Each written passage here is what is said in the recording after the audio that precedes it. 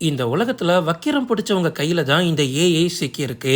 தப்பான புகைப்படத்தால கொந்தளிச்சு பேசியிருக்காங்க நடிகை ராஷ்மிகா. இன்னைக்கு இந்தியன் சினிமாவிலேயே முன்னணி நடிகையா வலம் வந்துட்டு இருக்காங்க ராஷ்மிகா மந்தனா. தமிழ், ஹிந்தி தொடங்கி நிறைய மொழிகள்ல நடிச்சிட்டு வராங்க. என்னதான் கிளாமரான ரோல்ல நடிகை ராஷ்மிகா நடிச்சிட்டு வந்தாலும் ஏஐ மூலமா உருவாக்கப்படக்கூடிய ஃபேக்கான போட்டோக்கள் மற்றும் வீடியோக்களால மிகப்பெரிய தொல்லைக்கு ஆளாக்கப்பட்டிருக்காங்க ராஷ்மிகா மந்தனா. நடிகைகளை சிலர் ஏஐ மூலமா ரொம்ப அழகா காட்டினாலோ நிறைய பேர் ஆபாசமா ஆடைகளை குறைச்சி நிர்வாணமா மாத்தி இப்ப எடிட் செய்யக்கூடிய கலாச்சாரம் ரொம்ப பரவிட்டு வருது.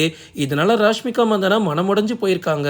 ரீசெண்டா சோஷியல் மீடியால ரொம்ப வைரலான போட்டோ என்ன அப்படின்னா, ராஷ்மிகா மந்தனா காக்டெயில் படத்துல பிகினி ஆடையில நடிக்கிறாங்க அப்படின்னு ஏஐ மூலமா ஒரு போட்டோவை உருவாக்கி ரூமரை கிளப்பி விட்டாங்க. இது குறித்து இப்ப ராஷ்மிகா மந்தனா என்ன சொல்லியிருக்காங்க அப்படின்னா, ஏஐ ஒரு நல்ல வளர்ச்சி பாதைக்கு சாவியா இருக்கலாம், ஆனா வக்கிர புத்தி கொண்டவர்கள் தொடர்ந்து பெண்களுக்கு எதிரான மோசமான ஆயுதமா இந்த ஏஐ மாத்திட்டு வராங்க.